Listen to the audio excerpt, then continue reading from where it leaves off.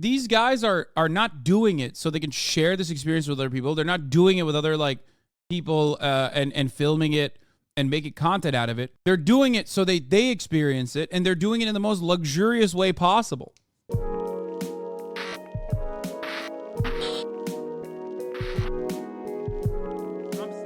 Oh, here. I want to watch How the World's Wealthiest People Travel by Wendover, because I want to know about how I travel. That's right, folks. I want to learn about how people like me travel. There are roughly 295,450 people with at least $30 million. Such individuals, referred to as ultra-high net worth, represent about 0.0037% of the human population, yet they hold about a third, $35 trillion, of the world's wealth.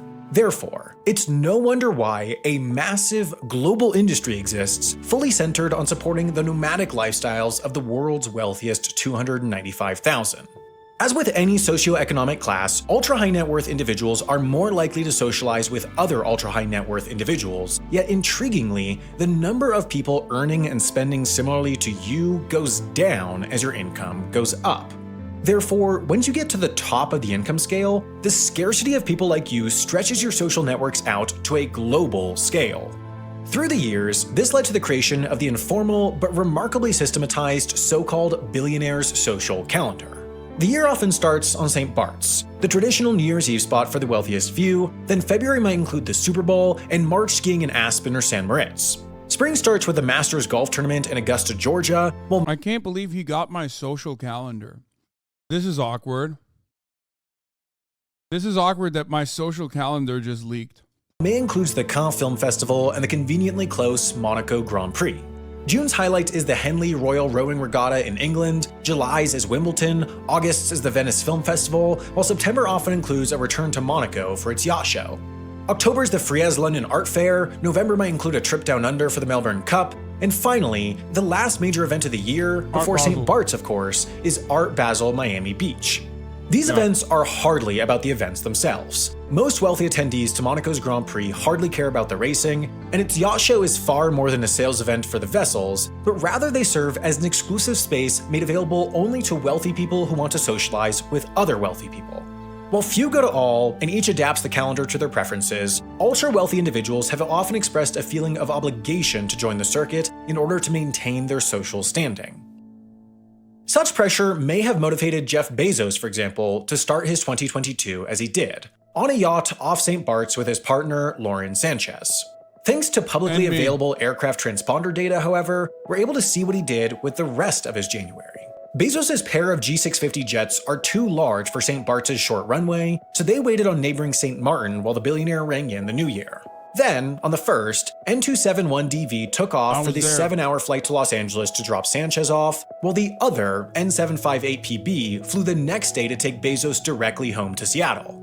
Over the next 2 weeks, both jets regularly shuttled up and down the West Coast between Seattle and Burbank, presumably to take Bezos and Sanchez to visit each other. On January 13th, however, one of the— Oh, thank God. Thank God that he's not mentioning that it was actually me that he was visiting. I was there. Jets flew from Burbank to Maui, while the other flew from Seattle and stopped briefly at LAX before continuing on to Maui, presumably carrying Sanchez and Bezos respectively to the billionaire's new $78 million vacation home on the island. Then each jet returned to the mainland 4 days later. Bezos appeared to visit Sanchez again on the 23rd, then 4 days later flew directly to Washington, D.C. Bezos owns the biggest home in the district, the largest newspaper in the city, and his company Amazon is constructing its second headquarters across the river in Crystal City, Virginia, so he was likely there for business. But finally, Bezos finished out the month by flying back to Burbank once again. And he did all of this while threading the needle between highlights on the billionaire's social calendar, as just 11 days later he flew down to LA for the Super Bowl. Across January, Bezos' lifestyle called— Okay, to be fair, I literally was there, I think. I went to the Super Bowl. That's true. I was there. Outed. Called for his G650s to fly 29,000 miles or 46,000 kilometers in total, which is roughly equivalent to flying between Seattle and Sydney 4 times.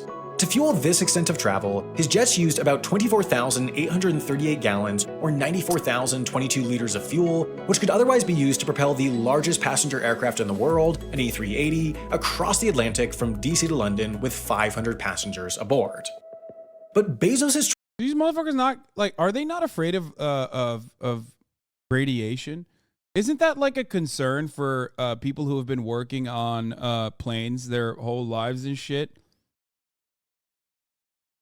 I don't get it. Like, how are you gonna fucking fly this much? Baby blood prevents that, silly. Private jets have heavier shielding. It's not as bad as you think. The Earth's magnetosphere still extends in the space. I thought that there was an actual problem. Was that a paid trip with your boss? No, man, you fucking idiot. I'm obviously joking. Holy shit. The joke is that people unironically think I'm as powerful as Jeff Bezos or as rich as any of these fucking fools when I literally sit here every fucking morning and scream about the same shit every fucking day. That's the joke. I hope the chatter was joking. Travel is indicative of the way that market analysts think ultra-luxury travel is heading. You see, two phenomena are crashing head onto each other to throw the industry into turmoil. First, more people are getting wealthy than ever as money is becoming increasingly consolidated at the top, and second, merely wealthy people are traveling less frequently than in years past, but spending more than ever. Data indicate that prior to COVID, Americans spent an average of $4,871 on a trip to Greece, but now it's all the way up to $6,561. Airline executives have also jubilantly noted that first and business class revenue is remarkably strong despite the continued weakness in the traditionally lucrative business travel segment, mostly thanks to leisure travelers opting to pay the premium for more luxurious travel at a greater rate than ever. In New York City, the ultra-luxury hotel market is set to be booming with all-time high prices and occupancy rates and new super premium properties opening faster than ever.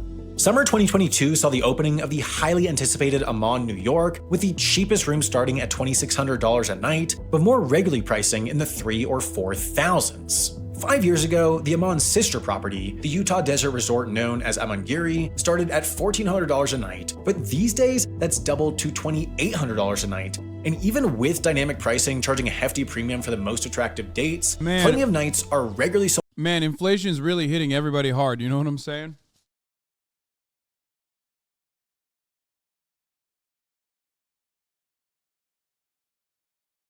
Inflation is really hitting the most vulnerable the worst. You know what I'm talking about?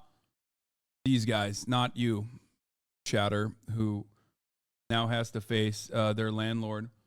It is a thing. A flight from LA to New York is about the same as a chest x-ray scan. Called it. Hold on, let's continue with this. Sold out even many months in advance. And of course, for those lucky enough to get a booking at resorts like the Amangiri, they need a way to get there, so it's no wonder why 2021 saw an all-time record high number of private jet flights, 3.3 million globally. This tremendous growth was in large part enabled by the propagation of the on-demand charter business model. Companies like Wheels Up, NetJets, and XO have revolutionized the industry by simplifying one-off charters of private jets, which makes the means of travel far more achievable for the twice-a-year wealthy leisure traveler. These private jets are serviced by fixed-based operators, which essentially act as private terminals for hire, and these are also observing record traffic, leading to more FBOs being developed, which is pushing up prices for airport real estate and hangars to an all-time high as well. So, as the industry has grown as large as ever, it's simultaneously more expensive than ever and more frustrating than ever to get access to a private jet. Essentially, across the ultra-luxury travel segment, there's a capacity crunch. More people than ever are willing to pay more for a night in a top hotel than most do for a month of rent, or more for a 2-hour private flight than most pay for their cars. The pace of industry growth is outmatched by the growth in demand for the segment. The incredible consequence is that the super wealthy have pushed the ultra wealthy out from their traditional stomping grounds. Yes, I have been on a private jet. Twice. That's right, baby. Have you ever flown to any islands? No. Obviously, I never paid for it. Oh, you were that guy on the private jet looking back at the shocked Pikachu face in that pic? Yes. There simply are not publicly available travel experiences expensive and exclusive enough for the wealthiest of the wealthiest anymore, so they're essentially turning to private everything. Yachts fulfill this need well. They allow the ultra-rich to travel on their own terms, bringing the quality of accommodations they expect to wherever they want to go, largely regardless of outside demand. But where they want to go is still largely dictated by that billionaire's calendar, so each fall, as the temperatures in the Med drop and the final summer events finish up, a maritime migration begins. Some of the super yachts push off the dock with pared-down crews to begin the lengthy transatlantic passage under their own I don't get why it's such a big deal that you've been on a PJ. It's not. It isn't. People just like to make a bigger deal out of things that are fucking, otherwise things that people would never get mad at. But because it's me, people get mad at it. What's up? It's more so a meme in this community, but there are plenty of haters that wait for every opportunity to shit on me. Boo-hoo. I mean, yeah, boo-hoo, literally. Who gives a fuck? Yeah. Power. And while most yachts are capable of taking on most ocean crossings, it's an expensive, impractical, and dangerous endeavor. That's why these exist. Yacht-carrying ships. These ships work year-round connecting the world's yachting hotspots, but in the fall and spring, it's all about the transatlantic migration. Okay, what the fuck is that, dude? What? It's a boat, man. What? I was asking, I was just curious how it was like, not trying to get you. What, the private jet was fucking fire. It's a little scary if you're afraid of air travel, though. It also gave this great meme. Yeah, that is a great meme. Why don't you buy a yacht, a small practical one, not ships? Why the fuck? What the fuck would I do with a yacht, bro? Shove it in my ass? What do you want? What do you mean? First of all, I'm not that rich. Like, I'm rich, but not buy a fucking yacht rich. That's number one. And two, what am I supposed to do? I stream fucking 10 hours a day. I hate the ocean, and I literally spend all of my time here with you. Fuck am I gonna do with a yacht, brother? Here's the reality, okay? Obviously, I'm a profoundly fortunate individual, but I still make my fucking my wealth off of my own labor. You know what I mean? You're not gonna fucking give me money if I'm not streaming. My money doesn't make its own money like these guys do. You can say labor all you want, but it is functionally true. I'm talking about, fundamentally. I stop streaming tomorrow. I don't make money. Billionaires don't have to work. I still have to serve you the top of the hour ad break.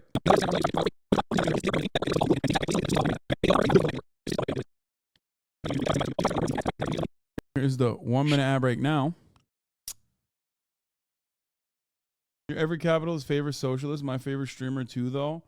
I don't think I'm every capitalist favorite socialist. I would go so far as to say that I am not exactly well liked or loved by a lot of people who are, outwardly advocating for capitalism. Anyway, let's continue. So, at the end of the Med season, a deluge of vessels descend on yachting hubs like Genoa, Italy, and Palma de Mallorca, Spain, to load up on one of these vessels, their owners paying up to $100,000 for the convenience. Upon arrival in the Caribbean, their owners can once again access their yachts, providing convenient access to... You can make it. They're supporting your rise. Chat is literally allowing you to be here, of course. It's like you have no idea or don't care. Yeah, I don't. I have no idea and don't care. That's why I always talk about how much I love my community. Winter events like Art Basel Miami and New Year's on St. Bart's. As with every other segment of the industry, however, the superyacht industry is growing faster than ever, meaning what was previously a refuge from the constraints of land is finding itself increasingly stuck out at sea. Take, for instance, a berth at the Yacht Club de Monaco. First and foremost, it'll cost you. During the summer season, a night will cost the shortest vessels $275, but if you'd like to dock the same boat during the Monaco Grand Prix, the price skyrockets to over $16,500 a night. To get one of the few spots that can fit the largest 60 or 70 meter vessels, it'll cost $73,000 a night. But even then, the clubhouse building blocks the view of the track, so to actually see the race, this fee includes access for two to the building itself. But cost is hardly the issue here. Rather, it's club membership, which requires that you were first sponsored by a member, then approved by the admissions committee. Once in, to secure a spot during the Med season, berth reservations have to be booked months in advance. But for the only event that parallels the Grand Prix in exclusivity, the yacht show, just getting a berth is only half the battle. When showing your super yacht off to other attendees... Wait, Ethan just texted me back. All of you fucking foot soldiers. How dare you? It's not funny. Okay. all day long from the start. You've been writing in the chat, Dan quit, Dan quit, Dan quit. I didn't want to address it. I didn't want to make a bigger deal. I got sad and I texted Ethan and I said, did Dan quit? Now finally he reaches back out to me. He says, no, nah, just a goof. Why are you guys memeing about that? Oh, we got you. Oh yeah, you did. You got me sad. Okay, are you happy? Anyway, the best spot to dock is here, across the way, so onlookers can take in the full profile of the vessel rather than just its rear. But getting these spots requires first that the yacht is too long to fit in a traditional spot, and that you or your captain has a strong relationship with the event directors, relationships that take years to form. Navigating these busy waters is an expensive pain. Superyacht ownership in general is an expensive pain. Yachts don't generally get someone from one place to the next efficiently at all. On the open ocean, they're generally unpleasantly bumpy rides, and yearly costs generally average around 10% of the boat's value. Yet across the board, no matter the length, sales only continue to rise. Anecdotally, the deals cut on the decks of these behemoth boats and the valuable relationships curated at yacht club bars are said to make the investment worth it. As one new yacht owner told the New Yorker, quote, "One deal secured on board will pay it all back many times over." So increasingly, the yacht is now perceived as a necessary component of the billionaire social calendar, meaning the same way they gotta buy it, bro. So that's why I saw so many fucking influencers on Instagram during Monaco posting themselves on yachts. Yes. So what happens is, like really, really rich people, like myself, go and buy yachts specifically so they can fucking roll them out once or twice a year in different parts of the planet. They also will fly in a fuckload of influencers and shit like that to these places so they look cooler, okay? Because they want to throw parties, they want to look cool, they want to look like they're in the know, they want to look like they got, you know, cool friends, like celebrity friends. And then all these other people who also own yachts, or all these other people who are also making decisions and shit like that, want to be around them. That's it. Saying they when he means we. Oh, sorry. Yes, I meant we. Do it. The wealthiest few are feeling about private aviation and ultra-luxury hotels now extends to the yachting world as well. In response, the ultra-wealthy are getting more creative. Over the past 5 years, just as overall sales and superyacht builds have risen, the number of superyachts over 40 meters being refitted has nearly doubled. More often than not, refitting means a visit to a boatyard for minor alterations. Sometimes though, these refits are major, which reflects a growing trend, the rise of the expedition yacht. With traditional waters busier than ever and the experiential economy as big as ever, billionaires are rebuilding and buying superyachts capable of taking on more adventurous trips, be it sojourns into the Arctic or lengthy remote prowls across the Pacific. At the extreme end of this trend is a former Soviet icebreaker now rebuilt as an equally tough and luxurious expedition yacht called Legend. On the other, experiential yachting firms have popped up that create World War II battle simulations in the Pacific for bored kids, or set up temporary restaurants on sandbars in the middle of the Maldives. The trend towards exploration and expedition isn't just a superyacht thing either. At the same time that increasingly numerous millionaires are pushing the ultra-wealthy away from their old stops, okay, I'm gonna be honest. Out of all the shit that we've seen so far, that's the only thing that I would consider kind of cool. Like, literally everything we've seen thus far is bullshit. Like, oh yeah, you go to Monaco for a party. It's literally just like the same fucking party you could throw anywhere else. But expedition sounds kind of fire. I'm not gonna lie. You know what I mean? Like you go like to the Arctic Circle or some shit. No, it isn't cool. It's horrible for the environment. Yeah, probably. I mean, it is a throwback. That's what they used to do. What do you mean they go to space now? I know. I put a Tesla platform in an old World War II era Sherman tank and I drive it around Stuyvesant and also the beaches of Northern Australia. What?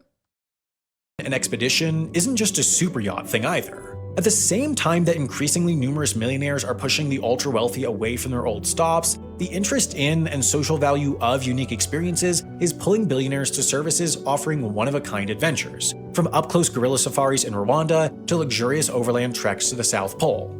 These luxpeditions, as they're called, are individually curated by companies like Brown and Hudson to push their guests through Bear Grylls-like experiences in frigid winter conditions before they escape to tents with heated floors and Michelin star-worthy food waiting on them. Their goal is that the trip, in their words, is seared into the participants. Bro, it's like Burning Man. Like, you know how Burning Man's like basically glamping, but not even glamping anymore. It's just like you have these like insane RVs. These motherfuckers are like, yeah, I'm going to walk up the K2 and then sit inside of a heated tent and eat Michelin star dinners.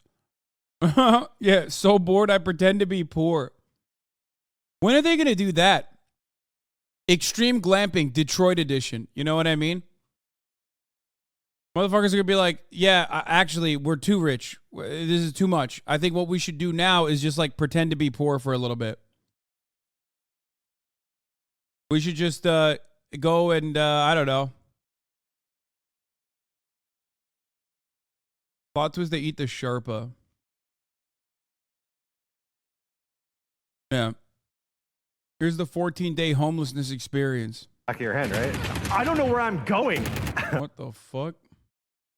Oh, Twitch. Wait, why did that auto start the fucking front page? That's weird.